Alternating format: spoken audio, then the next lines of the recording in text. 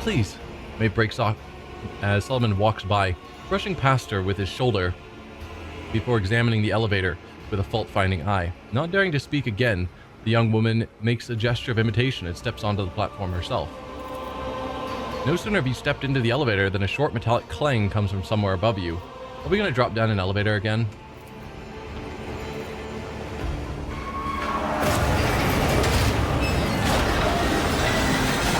No, rise up an elevator this time. Very different. But specifically, they only took Solomon, us, and Maeve.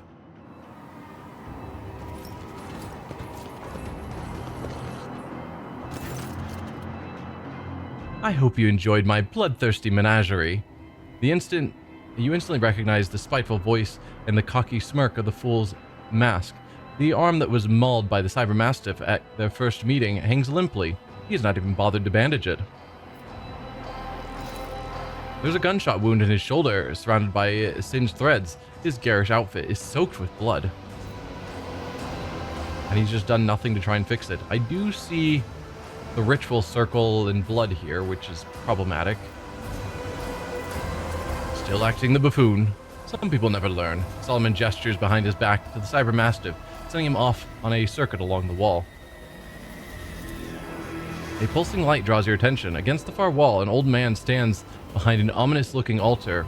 The heavily augmented man stares in wonder at the flashes of blue light snaking through the veins of the certium in the floor and walls. The crystals in his eye sockets gleam and go dark in time with the flashes. So it's the statue maker. And once you recognize him as the sculptor who offered to carve your visage out of the certium. The old man does not seem to notice you. All his attention is focused on the strange altar. Padua, the executioner, stands behind the fool and gives you a crooked smile. Nearby, Lucra, the fortress commander, keeps the sullen vigil. His hand never leaves the handle of his weapon. Bodyguards for a private conversation. Isn't that a bit much? The governor is dead, was it you're doing? Of course it was. Obviously it was. Bodyguards for a private conversation. Isn't that a bit much? The times of trouble, you know. I want everything to go according to plan. The governor is dead. Was that your doing? Don't be ridiculous. I couldn't swallow a man whole even if I wanted to. Bluff throws up his arms in an exaggerated fashion. The lace-racks, fool. You unleashed it on the governor. Don't try to deny it. It seems humor is not part of the vocabulary of the Emperor's servants, but truth should be. You see, the governor was a fraud, a fake, not worth crying over. The true governor of Thessar stands before you, esteemed guests.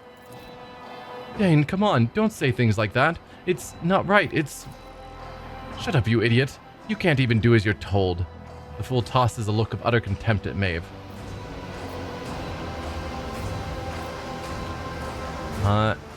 Take off the mask. I want to see whom I'm speaking to. Wrapping his hands around the mask, Bluff begins to slowly pull it away from his face, squirming and sobbing theatrically. Suddenly, the moans turn into gurgling laughter, and the fool removes his hands from the mask. A jest. You'll have time to examine this face very thoroughly. What was it that Maeve should have done, Bluff? Bring you here, to the altar of change, and not ask questions. It's so simple, and she couldn't even manage that. And I, according to your plan, was supposed to die. Solomon raises the palm of his hand that holds the invisible mark of the data brand. Exactly. I don't need you. But don't worry, I've planned for this as well. Tavrisk, are you ready? Bluff smirks, clearly enjoying his imaginary power. Or is it real? Solomon turns slightly away from the fool and makes a series of furtive hand signals, telling you to stall, while the cybermastiff gets into position.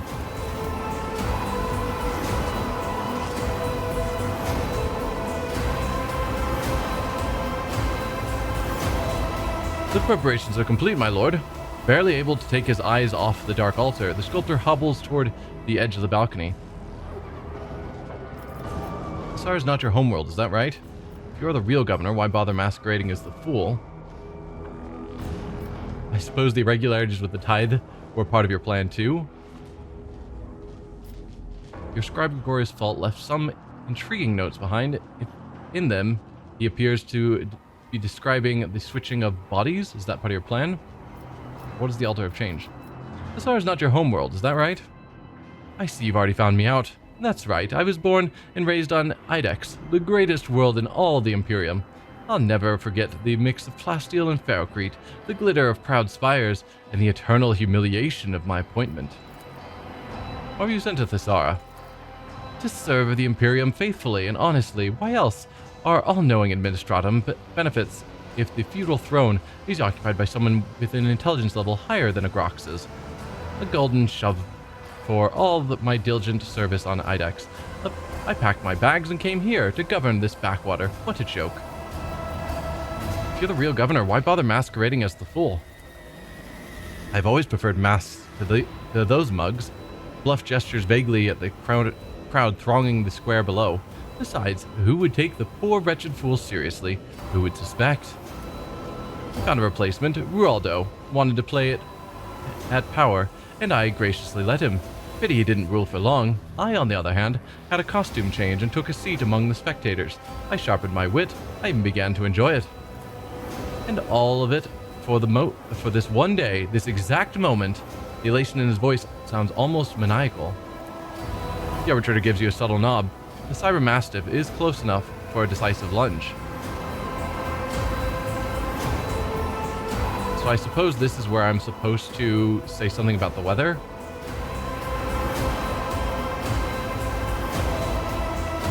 But I don't have such an option. I suppose the irregularities with the tide were part of your plan too? Oh yes, one small part of the grand design. To be precise, the first bait you had to take, which you did, with commendable zeal. The concept was simple: disrupt the shipments and provoke a response. An ingenious trap that the Arbartes walked right into, but fate granted me a special boon. You were caught in my net along with them, Ignatius. You didn't trap anyone, you shot yourself in the foot. Only an idiot would think they could outmatch a rogue trader and a proctor together. Your scribe, Gregorius Fault, left some intriguing notes behind. In them, he appears to be describing a switching of bodies. Is that part of your plan? You are perceptive. My previous experiments were failures. You have met some of them, particularly Fault himself. Remember the crazy mutant by the Thesmophorus? Oh, you should have seen your face. Mocking laughter erupts beneath the mask, making the fool's body shake all over. And you will. This time it will work. What is the altar of change? The fool gestures towards the object in front of the sculptor. A great artifact with Tavrisk carved from this planet's unique gift, Desertium. Take a good look at it while you still can.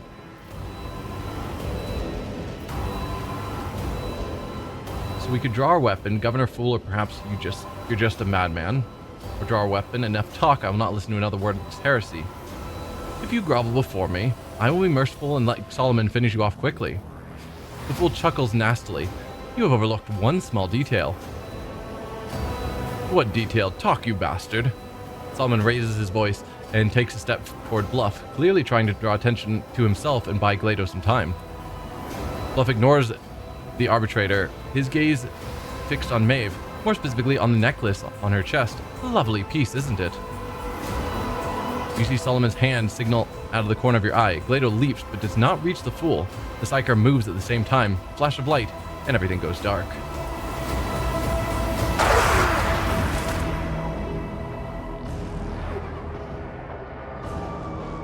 Okay. You were surrounded by... I don't know if you guys are aware, but I am a crazy powerful psyker. The idea that you guys are taking me out with psychic powers is mind-boggling. You're surrounded by the smell of old rust.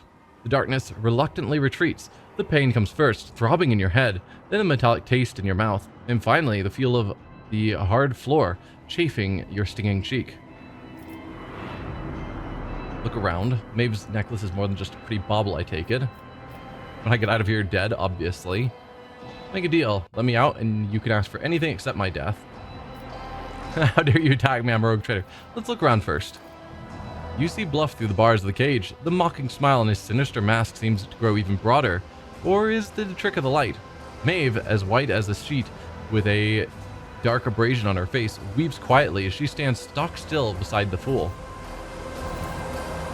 There are markings on the floor at your feet. A crooked circle bordered by unholy symbols. Bluff is standing in the center of an identical circle. You hear a quiet, measured scraping sound and an old man's muttering coming from the depths of the hall. The few words you manage to catch sound nothing like Gothic. Rogue Trader, can you hear me? You turn to the voice. Solomon is trapped in one of the side cells. Apart from a bleeding bruise on his forehead, he appears unharmed. Solomon, are you alright? I'm fine. He looks away for a moment, then back at you. Under Bluff's unwavering gaze, he cannot communicate any more clearly.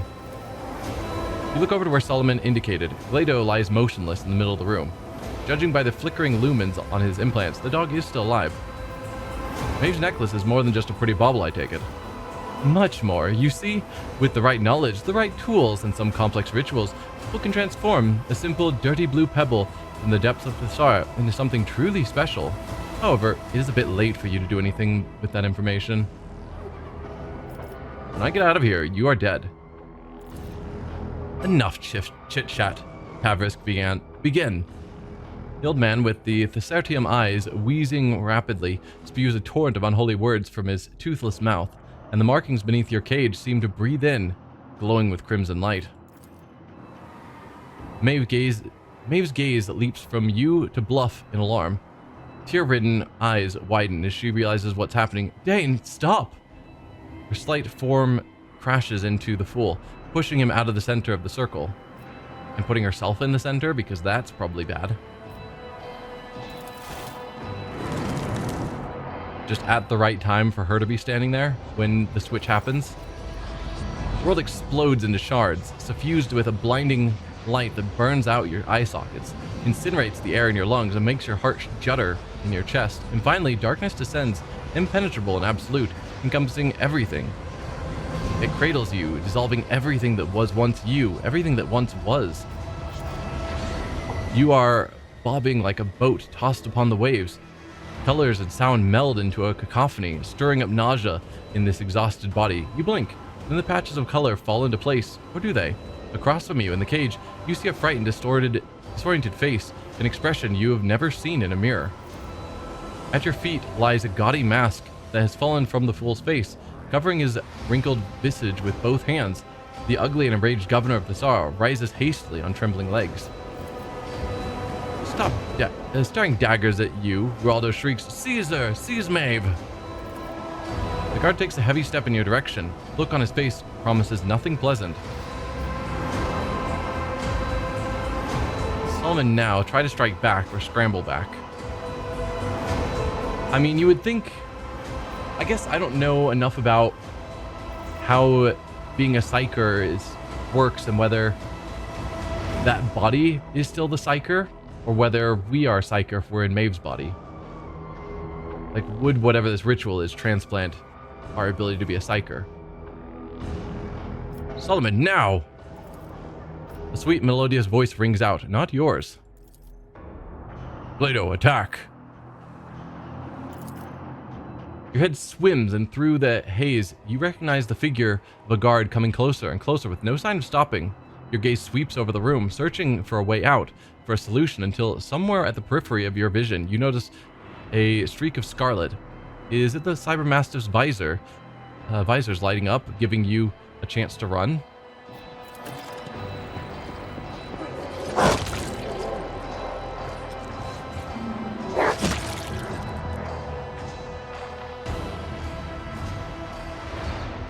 Question will be, how do we get back into our body? Because that's not good. Your mind is a loose shard cast out into nothing, screaming in the voice of thousands of lives. Are they your lives, or do they belong to another? The blood cracks branch out, biting into every scrap of disjointed thought, ravaging, hungering to shatter what little of your own self remains. A cry gurgles in the depths, a plea to make the torment stop and let you dissolve into unconsciousness. But something has sunk its claws into you, keeping you in place, fusing you back together piece by piece. Methodically and tortuously, it continues to skewer the shreds of your identity onto the thread of existence in an attempt to outpace the all-consuming void. Your memories of the last several minutes are incoherent and painful. The flash of sorcery, the leap into the unknown, Solomon shouting something. He gave Glado an order, but what order was it? Any attempt you make to process what happened only pulls you deeper into unconsciousness. And certainly we can't be the rogue trader in this body because we don't have the Von Valentius blood. So we've got to get our body back. You are wrenched suddenly out of oblivion by a blunt, merciless bite. You try to breathe and hear your own ragged wheeze. Sight gradually returns to you, and an angry horse's head emerges from the mist. You are back. You are alive. Strength is 0. Push the horse away. Oh, we are using Maeve's stats. Probably. I mean, my strength probably wasn't any better. But, yeah. Let's focus our gaze. I don't think shouting at the moment when we're alone and don't know what's going on around us is the right call. Let's focus our gaze. Slowly your eyes begin to put together a sorted image. Everything around you is brown and disgusting. Hay, wood, blood, dirt, horse. The trapdoor you jumped down has led you to a stable. A stable is a place for peasants, not sovereigns, but somehow your body remembers the sense of poverty. Your consciousness expands heavily, like sick lungs. You remember a large basket, bundles of food clutched in your hands, and the grateful smiles of the hungry. So we still have some of her memories. So it's not just that we swapped minds into the other's body. There's still at least some part of her here. Because I assume that was what was happening, is we now are in Maeve's body and Maeve is in our body. Steal our body. Your hands find something on your chest, something so cold it burns your fingers. For a moment you think that it is the real you, the shard of your will lost in the flow, but it turns out to be nothing more than a Desertium necklace. Is our consciousness currently trapped in the necklace then? Maybe. It was also in the center of the ritual, so it could be. As you look at it, the crystal stares back at you with its still blue eye. The fool's wrinkled face suddenly emerges from the reflection, and his gloating voice seems to hang at the edge of your awareness. This body remembers pain and an electrified air, something bad. I guess now we shout. I still don't see any point in a 0% chance to push the horse away. Your shout is as thin as a death cry, unbearably shrill. Still, it is just strong enough to make the creature stop trying to bite you and back off. Memories that are not your own tear at your mind, replacing your thoughts. It occurs to you that someone else used to scare all the monsters away. A big brother, so funny and always smiling. With some effort, you manage to force his gentle face out of your head. Agility 0% roll to the side. Yeah, let's just rise to our feet. You sway as if from sickness, as all your limbs feeling impossibly fragile. Scrawny legs, frail arms. These do not belong to you. This is a costume, and it is not yours. It does not fit your status. It is the wrong size, and it still carries greasy traces of its former owner inside. You are overcome with the urge to tear off your flesh and throw it away like a worn glove. And we did see that with some of the people that were the mutants getting ready to be burned, is their desire to tear off fake flesh. You gather your will. Okay, do we have our willpower? Probably. Maybe not. Base value of 30. Minus 10 for disturbed.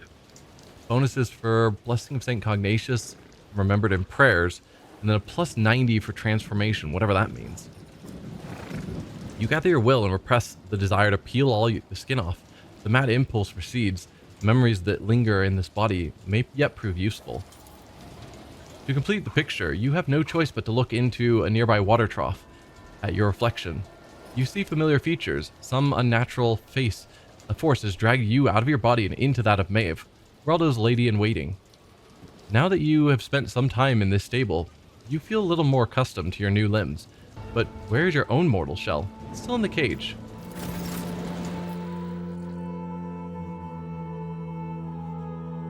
So we don't have any of our allies, and we are in this body with Glado. And I can't go to my character screen or anything. I've got the journal. Rogue Trader found himself in Maeve's body. He must find a way out of the slums and look for his real body. Got the map. That's fine. What is the Corpus Valentius? Oh. That is apparently our dictionary of things that I've never bothered really looking at. Colony management, and then formations. Let's look here. Cybermastiff does not respond to nudges or commands. The lumens on its head are blinking with troubled agitation. A mountain of vegetable waste rises up ahead, next to which stands a rusty pitchfork. Your attention is drawn to something pale pink, half buried under the waste and looking suspiciously like a limb. Let's investigate the waste. You pull out the strange object from the pile. What emerges is a human forearm, crudely severed at the elbow. The horse behind you sniffs and cranes its neck. Take the arm? You pick up what used to be someone's arm. The horse looks at the dead fingers greedily. Have they trained their horses to be cannibals? Or not cannibals, but eat meat? Because I don't think that's standard horse behavior. Pick up the pitchfork. This could be a decent weapon, if not for one problem. You lack the strength to pull it free from the earth. We can't even pull the pitchfork out of the ground. How weak are we? Alright, let's step away from the heap. You slip back through the fence. The horse snorts restlessly behind you. And we can't interact with Glado at all, it seems. You can climb over the gate. 0%. Hungry horse. We have so many things going on. Perplexed. Minus 10 penalty to ballistics, willpower, weapon skill, intelligence, and perception. Disturbed. Minus 10 to fellowship and willpower. Staggered. Minus 20 to all the things. Psychosomatic trauma. Cannot use psychic powers. Well, that's disappointing. And not your body. These are not your muscles. This is not your skin. Only your mind is still yours, but for how long? Okay, so we do have various options to control Glado, which is very interesting. Alright, hungry horse. Let's interact with you. The creature that dragged you out of unconsciousness turns out to be a muddy brown horse. From the darkness, the beast follows you with its large black eyes. It looks hungry and frightened. Look around the stable.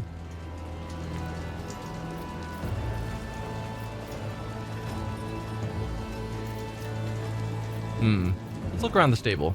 The horse must have smashed through the stall to reach you. You immediately note the empty trough and the fetid pile of vegetable tops under your feet. For the moment, the approach of the rotting waste is blocked by an iron fence. The horse whinnies restlessly as it casts its eye toward the barrier. That's a good horse. You weren't trying to eat me, were you? The horse watches you cautiously. You can see thick strings of saliva dripping from its lips. Let's examine the horse. Apparently we have an amazing perception. The horse snorts and shows you its large teeth. It's unclear what this creature usually feeds on, but right now, it would happily munch on your fingers. Alright, we'll give it a piece of this arm. As much as that's weird. The animal's nostrils flare in agitation. It pauses for a second, watching the arm's trajectory, then trots after the treat with a rumble. I'm hoping I can befriend it and it will open the door for me.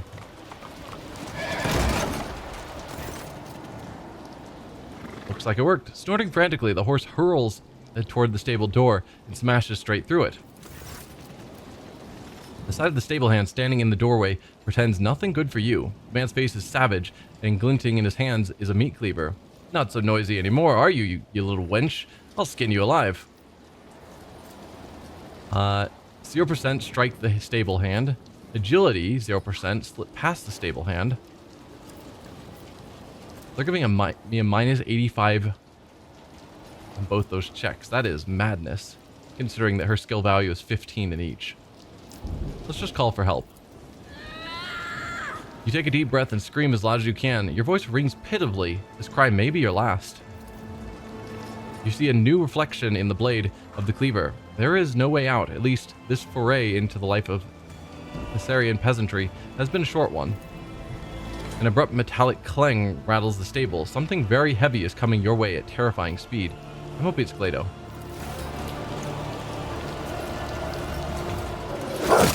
That animation was weird. So does Glado know that who we are? If he's coming to our aid.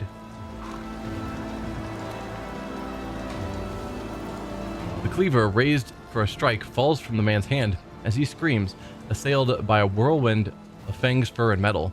Having emerged from the gloom, the cybermastiff does not give the stable hand even a single chance. After ripping out a part of his spine, the beast spits out the corpse and looks up at you. Good boy, Glado. You notice a dent in one of the cybermastiff's implants. He has taken a beating. It is hard to say whether he received this injury at the time of your capture or during his escape from the castle. Glado stares at you for a while, then barks and turns to scan the area. He is clearly waiting for an orders. Logic test failed. Of course they did. The cybermastiff listens only to its Arbides master, but now Glado is here. He has followed you through the trapdoor, which must mean that his master is dead? No. Probably Solomon gave orders for him to obey us or something. There's no way they killed off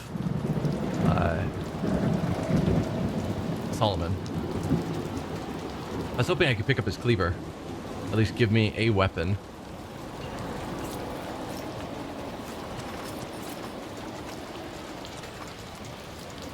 Cutthroat, one eye.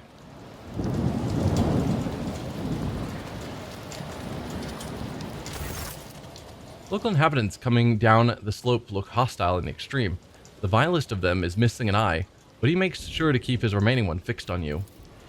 Hey, Poppet, where'd you get that dress? You know my bride-to-be would love to wear a dress like that on her wedding day.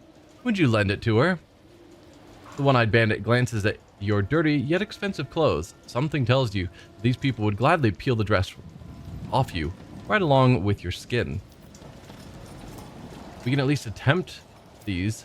It's not guaranteed zeros. Persuasion, please let me through. I'm just a poor girl, I don't have anything. Coercion 25, of course I'll lend it to you right after I flay you where you stand, scum. Or just Glado execute. Coercion. Right after I flay you where you stand. Failed. Several bandits at once break into howling laughter. Oh, that sure gave me a fright, it did, says the leader, through the tears, casually pulling a knife from his sleeve. Glado, standing by your leg, lets out a rumbling growl and the laughter stops. Yeah, I may not be threatening looking, but I have a cybermastiff at my side. The bandits sneer while... Editka, that's the one we set free. The bandits sneer while eyeing the cybermastiff. Suddenly, a familiar voice calls out from above. You leave that sweet girl alone, you half-baked bridegroom. I won't accept a present like that, and if you hurt her, I won't let you on my doorstep either. She's marrying that guy? Man, terrible choice. The young woman from the imposter hunt is smiling at you from the balcony of a nearby hut. It is hard to say if she has recognized you as the rogue traitor, but she clearly remembers Maeve. The bandit leader glares at the woman and spits. That fussy hag. Thinks she can push me around? You in the dress, get lost if you know what's good for you. The bandits let you pass, having seemingly lost all interest in you. Alright, well you guys got to live. Because Glado would have won. Hey, Ditka. Stay safe, dearest, and say a great big thank you to his graciousness for me. I'll never forget his good heart. I will let him know. We've got something going on there that we can interact with. Or we can head that way. Let's go over here first. The wheel is similar to the ones used to raise the enormous elevator in the central square. This one, however, has completely rusted through with age. Can I climb up this? No. It doesn't look like there's anything interactable around here. No loot to grab.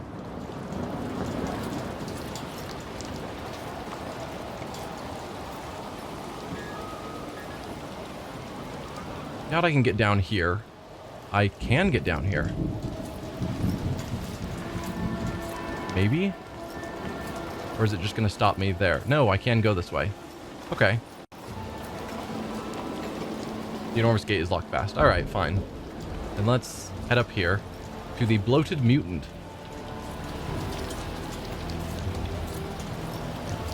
I don't even have... Oh, I was going to say I didn't see hit points. Hit points are listed here. That's my movement and action points. Never mind. I was trying to see what her stats were because it's still not telling me. Actually, can I right click on Maeve? I can. We can see her stats. So all your stats are super terrible, except perception's okay and willpower's amazing.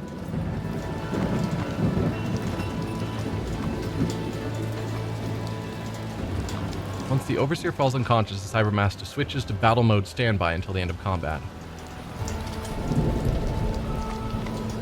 Yeah, no statement here of why GLaDOS following me rather than Solomon. Can't interact with the mutant, that's fine. GLaDO, interact with that, please.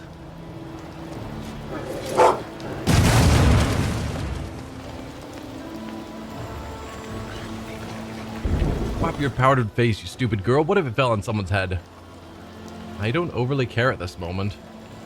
We spent the whole day hooking up that thing. Now we got to do it all over again. Get out of here before you break anything else. Yeah, you're all terrible people, and so if someone dies as I'm trying to just get out of here, at least most of the ones we've interacted with so far have been pretty terrible.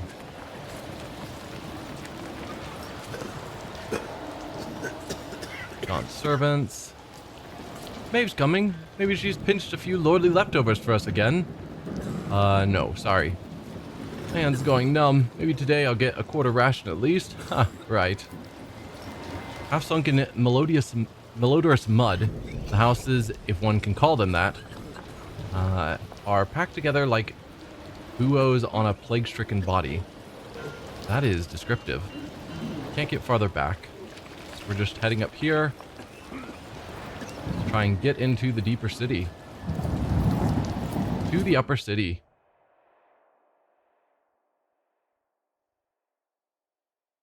I hope we run into the rest of our crew and we have to convince them that we're the rogue trader. Because that will be fun. Because they probably think that Maeve is potentially guilty. Useless swine, they can't even deliver a cartload of belongings without breaking something. Lost something, little bird?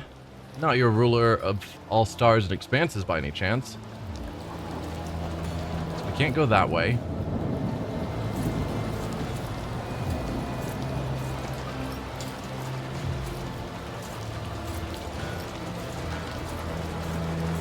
We could return to our void ship. Interesting. Or at least we could try to. Is there anything else we can do at the moment?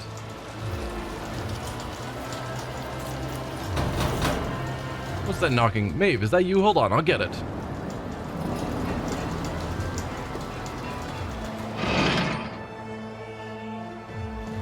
Here, come on in. Do I want to go? I want to see here first. My guess is this is going to fail. And I'm supposed to go up that way. Property of Rogue Trader Von Valencius. Do not approach it, or it will be deemed an assassination attempt. What the void are you doing here, girl? Get out of here. Before I get myself assassinated, let's toss down a save. And then try approaching the ship. Yeah, so as expected, they're not letting me on, and it didn't give me an option to try and convince them that I'm the rogue trader.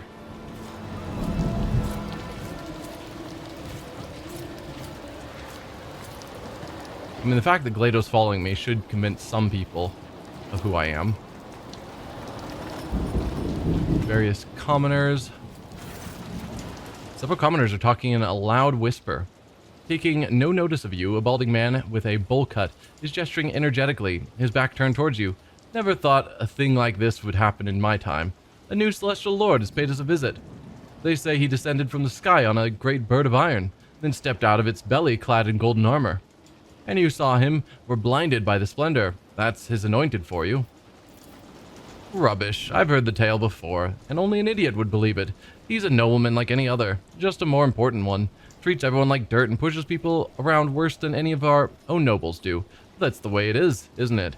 It's the God Emperor's will that their place be at the top and ours in the dust. It's how the world works. Next thing you know, that celestial lord will make this whole place his own. The pot-bellied man runs a finger under his nose, leaving a clean patch on his grimy face. Oh, I wish it was like you said, but something tells me bad things are coming now that he's here. I heard the new celestial lord... Wait, look, that's Maeve over there. She served the celestial lord herself. She can tell us all about it. Hey, Maeve. A small crowd rushes towards you. You want me to tell you about the celestial lord? Well, I do know a thing or two. Move along, nothing to tell, or just slip away. I'll tell you a thing or two. The people's eyes light up with curiosity at your words. They hurriedly gather around you, ready to hear something extraordinary. I heard that when Bluff the court fool handed him the key to Thessara, the celestial lord didn't so much as touch the gift. He ordered a servant to take it. He shuns the rabble, same as any nobleman would. That was what happened, wasn't it, Maeve? The corpulent servant puts his hands on his hips and looks down at you with condescension. It's all true, I have nothing to add. Persuasion 30%, well, it may have been. However, that's when his servants pulled out a big bag of thrones and showered the poor with them wherever the celestial lord went. Haven't you heard? Well, almost. The governor's gift wasn't to his liking, and Geraldo was punished severely for it. Now every time the celestial lord so much as looks at him, he quivers, and his teeth chatter so badly you could use his jaw as a hammer. Finally, someone our rich folks are afraid of. Or distract them. Isn't that the celestial lord himself over there? I'm gonna go with this one. Frodo was punished severely for it. Now every time the celestial lord so much as looks at him, he quivers and his teeth chatter so badly you could use his jaw as a hammer. Succeeded on a 30%. The people exchange whispers, nodding vigorously at each other. Every now and then, you catch a rapt glance in your direction. I told you, he's not just any celestial lord, but one of the God Emperor's anointed, a benefactor. The servant elbows the others, bidding them be silent. Be quiet, will you? Let Maeve speak. The servant lowers his voice to a whisper. Have you heard about the mutant disaster? Everyone wanted to blame the commander or the executioner, but the celestial lord interfered and was merciful. It was like, I'm telling it, wasn't it, Maeve? Yeah, in that case. You just had to twist the story every which way. If you only looked into the celestial lord's eyes even once, you'd realize how full of light he is. Whenever he orders something done, you can feel it in your heart that it's the God Emperor talking through him, that it's the truth. And who are we to fathom his truth? You know so little. The celestial lord never forgave the man for his misstep. He had his family brought before him and tortured them at length, and he laughed throughout the entire ordeal with a voice so sinister, even the rats in the corners died of sheer horror. We're gonna try this one. That he's the God Emperor's anointed. Succeed again on another 30%. We are rolling good. The three nudge each other in the side, nodding towards you. The details have clearly impressed them. I'd rather stay out of the celestial lord's way. Who knows what goes on in those noble heads? Suppose my apprentice offends him. I'd rather not part with my own head just yet. The trio fall silent for a while, each lost in their own thoughts. Maeve, you got closer to him than anyone else here. How did he treat you? Yeah, Maeve, tell us. What's it like to be around one of the God Emperor's anointed? If it'd been me, I know I couldn't have said a word in his presence. You never know what to expect from someone of such rank. For all you know, you say the wrong thing and he has your tongue ripped out, roasted and served to you on a plate. What's that look for? It happened before, I wouldn't lie. 0% on all of these. That's a shame. Because it's actually true. Like, when she told us that she liked to sing and dance, we took the time to sing and dance with her. Like, we treated her well. Celestial Lord was amicable and kind. Celestial Lord is the God Emperor. He's like the God Emperor. Wherever he sets foot, people are dumbstruck. He outshone me so completely, he never even spared me a glance. Celestial Lord allowed me to sing for him till sundown. Anyone who didn't fall silent when we approached and distracted him from enjoying the music was immediately executed. I mean, it's telling me 0%, but I'm still gonna say this one because it's the truth. Celestial Lord was amicable and kind to me. The commoners mumble something, their disbelief clear on their faces. If only I could live like that for just one day, I'd throw a great big feast, and I'd have dozens of entertainers. Not just Maeve here, no offense, but in the end, all we can do is please the nobles. I bet ours are going to start acting like the Celestial Lord. Oh, have you heard about Lord Grimley's new wife? The pot-bellied servant has the other two's attention now. They lean closer, losing interest in the previous topic, and you can no longer hear a word they're saying. It would appear the trio have forgotten about you completely. I don't know what benefit that could have given us if we had actually made all the checks. Hello, dead body. I don't think you were there earlier. Assuming this is a location I've been to. I think it is. Yeah. I don't remember that dead body.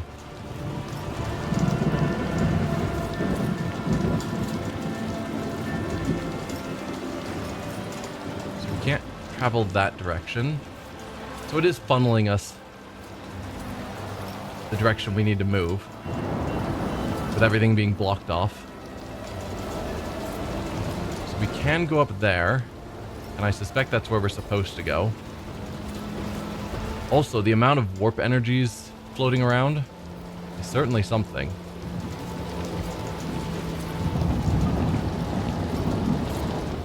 Oh, there's our crew. Pascal, Cassia, Abelard, and Irliet. Talking to two knights and another guy who's standing in open air. Whoever you are is guilty. The box in your companion's hand is speaking in your own voice. There is no need for concern. The proctor and I are in the middle of examining the documents together with the governor. I'll be back as soon as we are done here. There is a loud click indicating the other side has cut the connection. Abelard furrows his brow. What he just heard does not sit well with the old officer. Oh, I feel uneasy. Even though the Lord Captain did report that everything is fine, something about his voice wasn't quite right. Then again, the proctor's there too. God, Morg, am I the only one who can hear the strange notes in the Elentok's voice? We must head to the top. Activating standby mode. Pascal emits a quiet hum as he begins his binary prayer. As soon as you approach, everyone's attention shifts to you. For now, the reaction feels closer to pent-up irritation than outright hostility. It's me, Ignatius, the Lord Captain. I'm here. Rejoice one and all, for Rogue Trader Von Valencius has returned to you. At last I found you, I need your help. I'm going to start with that rather than trying to immediately just say, I'm the Rogue Trader, trust me. I found you, I need your help.